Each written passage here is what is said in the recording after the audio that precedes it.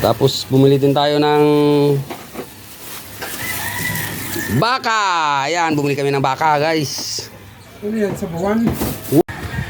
What's up, guys? Ito, namalingki na naman si Chip. Namalingki naman si Chip para sa isang linggong konsumo. Pagkain, ulam, bigas. Yan. Daming dala. Yan, silipin muna natin mga sisiw natin dito. Ayan. Guys, masisigla pa rin mga sisiw namin. 3 days old na sila. Pangatlong araw na ngayon. Ayan, oh. May sipag na uminom ng tubig. Patuka. Ito na yung pangatlong araw na namin sisiw.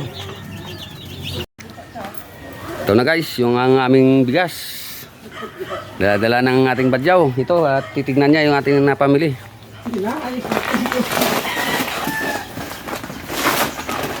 Ito, guys, ang ulo ng Blue Marlin. Ayan, 2 kilo. Ulo ng Blue Marlin. Bumili din tayo ng galunggong. Ayan, 240 ang galunggong ngayon. Bumili din tayo ng tilapia. Blue Marlin yan, ulo. Tapos bumili din tayo ng baka. Ayan, bumili kami ng baka, guys. Ano yan, sa buwan? May picture na ba si Dodi doon? Maganda yan, may ano. Tapos bili tayo ng frozen, guys. Pork tapa, tender pork tocino, at meron tayong yan, tender pork tocino pa rin. Meron tayong embutido na request ni Regina. Yan, tapos bumili din tayo ng pamrienda. Ayan, may tinit pa, umusok-usok pa, oh. Muna eh. Bumili tayo ng tahong. Ayan, meron din tayong tahong.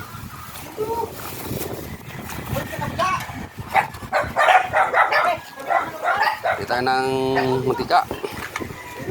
Kailangan mantika. Buyas, bawang, luya. Yan na ang napamili ng yung chip ngayon para sa konsumo namin dito sa farm. Konsumo namin ng badyaw. Pagdating natin dito, ayan pa ang ating gagawin, guys. Papatuka tayo dito ng ating mga alagang manok. Yan, marami yan. Naghihintay na sila, maya lamang mga isang oras ay papatukaan na natin to.